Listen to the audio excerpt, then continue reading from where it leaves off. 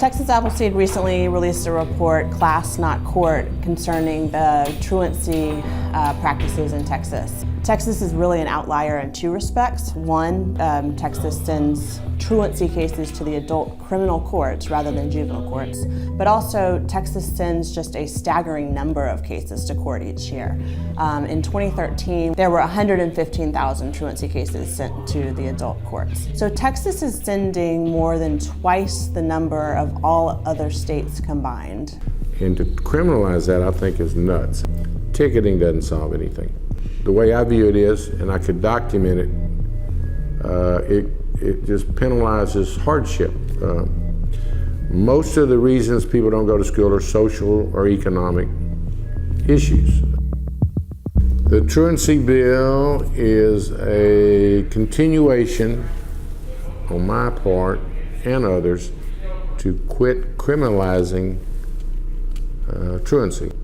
They need to try a different model. We're going to give them an opportunity to try a different model. Well, I actually went to the Capitol that day when they were taking testimony. It was basically speaking about, interventions, which we already do. So I'll ask one of the counselors, okay, and then come by my office around lunchtime. Okay. Okay. Bye, sweetie. Thank you. And I like to know a little bit about their background. It's not one of those things where I'm just filing, blindsided. If we get more support in the academic piece, in the school piece, then the number for truancy cases wouldn't be so high. How are you?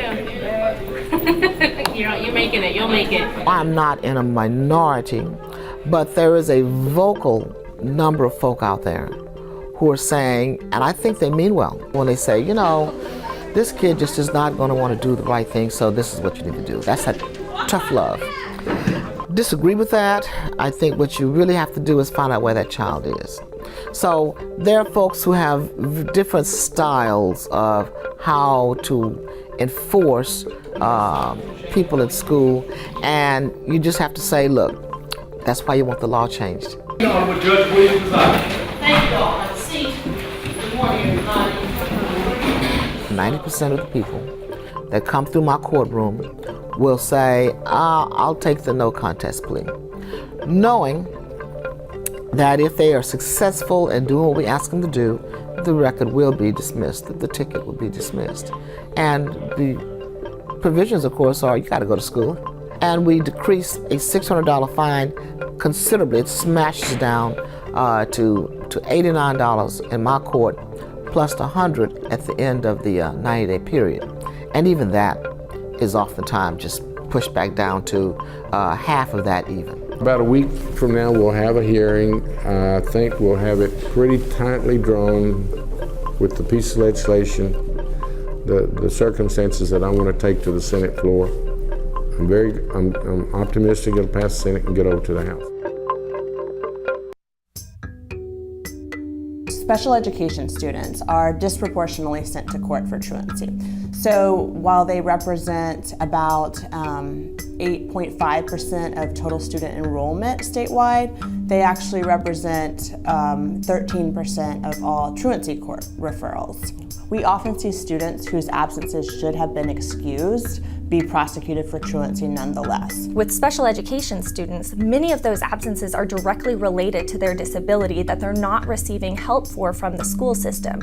I wonder, for instance, why we file on children who we know have some concerns medically. And I don't know that they should be punishable for not showing up at school. We have to make sure that we're understanding of those reasons, and we have to make sure that we, help them and not, prosecute them for truancy for those actions. One of the things that's really, really tough for families is that schools say whenever the student is sick, they need to have a doctor's note. Well, with insurance, a lot of times it's not feasible for families to go to the doctor every single time that the student has an illness related to their chronic illness. But what the school says is, you've got too many absences, we're not going to excuse these anymore.